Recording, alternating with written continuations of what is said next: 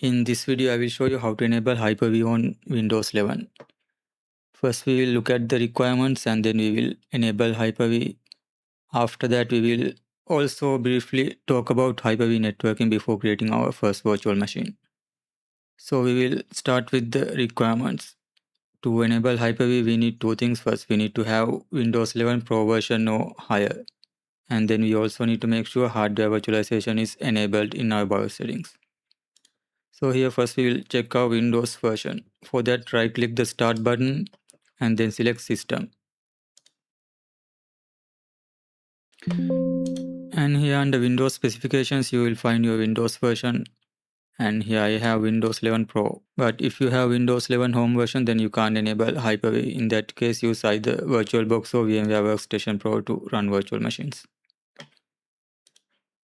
Then we also need to make sure hardware virtualization is enabled, and to check that, right click on the taskbar and then go to Task Manager.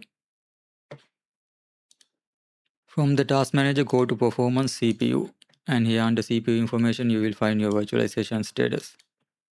It should be enabled, and if it is disabled then you have to turn it on from your BIOS settings. And how you do that depends on your CPU and the motherboard model. For example, if you have an Intel CPU, you need to enable a setting called Intel Virtualization Technology. If you have an AMD CPU, then the setting is called SVM mode. Here I will show you one example. First we will find our motherboard model using the System Information app.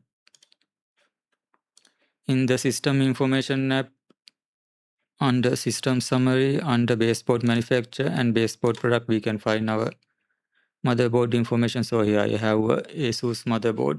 So next I can search for something like enable virtualization on ASUS BIOS, and here's a guideline from the asus.com. So here if we have Intel CPU, so first we go to advanced mode using the F7 keyboard shortcut. And then in the advanced mode, we go to advanced tab and then CPU configuration and enable this setting called Intel Virtualization Technology. If we have AMD CPU, then this setting is called SVM mode. SVM mode is the setting we need to enable.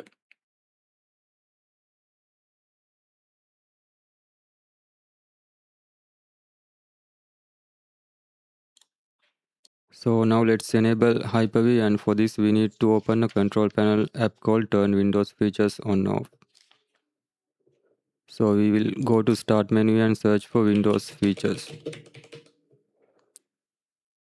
And then we will open this app, Turn Windows Features On or Off. And then from here what we need to do, enable this Hyper-V checkbox and make sure all options are activated and then click OK.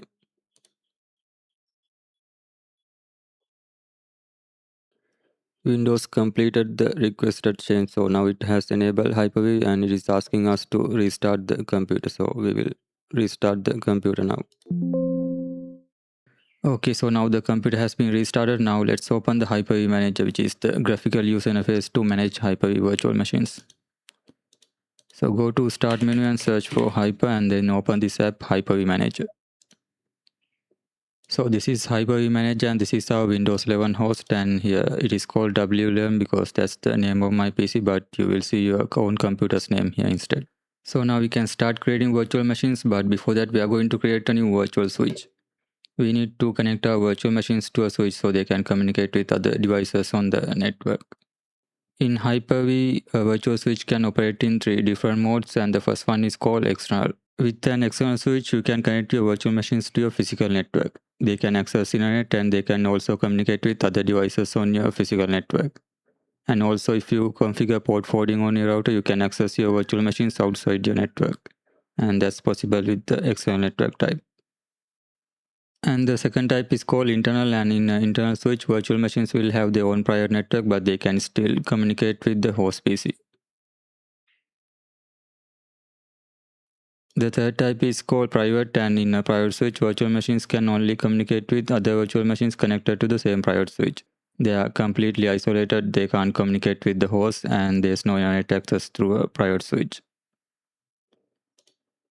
And one more thing, you can connect a virtual machine to more than one switch. So you could have one network interface connected to an external switch and another one connected to a private switch. So now let's create a new virtual switch, and for that select your Windows 11 host and then click on this virtual switch manager link. Here we already have one switch called default switch, and this is the Hyper-V's default switch and it uses internal network type. But I want to connect my new virtual machine to my physical network, and for that we need an external switch. We can't modify this default switch, so we have to create a new switch for our external network type. For that, go to New Virtual Network Switch tab, select External and then click on Create Virtual Switch. And we will call this one External Switch 1. And then we need to select the network interface we use to connect to internet on our host PC. And then click Apply. And this will create a new external switch. So now we have our external switch. Next, we will create our first virtual machine. So for this example, I'm going to create an Ubuntu desktop virtual machine. I have already downloaded the installer to my downloads folder. If you don't have it yet, download the 64-bit ISO image from ubuntu.com.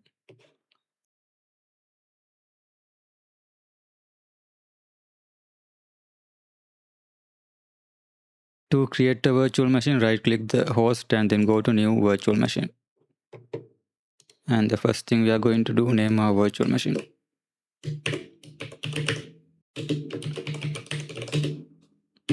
Here you can also change the location of the virtual machine, and this is where virtual machine's configuration files will be stored. For the generation, select generation 2. And here we specify how much RAM to assign to this virtual machine, and I'm going to go with 4 GB. And I'm also going to keep this dynamic option, and with the dynamic option the virtual machine will start with the minimum amount of RAM and will increase it as needed up to the maximum value configured here. However, the virtual machine will run faster if you uncheck this option and allocate all of the RAM from the start. I only have 16 GB on my PC, so I'm going to keep this option. Click next, and now we select our external virtual switch. And here we create our virtual hard drive, and I will create 64 GB hard drive for this virtual machine. Click next, and then from here select install an operating system later. Click next and then click finish. So this is our new virtual machine, but before we can start it, we need to change few settings. So right click and then select settings. From here, first go to security and change the secure boot template from Microsoft Windows to Microsoft UEFI certificate authority. And you need to do this for Linux virtual machines. Next, we need to add the DVD drive to our virtual machine. For that, go to SCSI controller, select DVD drive and then click add. And then click apply. So this is our new DVD drive, and now we need to attach our Ubuntu ISO image to this DVD drive. Here select image file and then browse the ISO image. After that, we need to change the boot order. For that, go to firmware and then move the DVD drive up to the top. And also move the hard drive up to the second position. So those are the settings we need to configure for now, and now we can start the virtual machine. To start the virtual machine, right click and then select connect.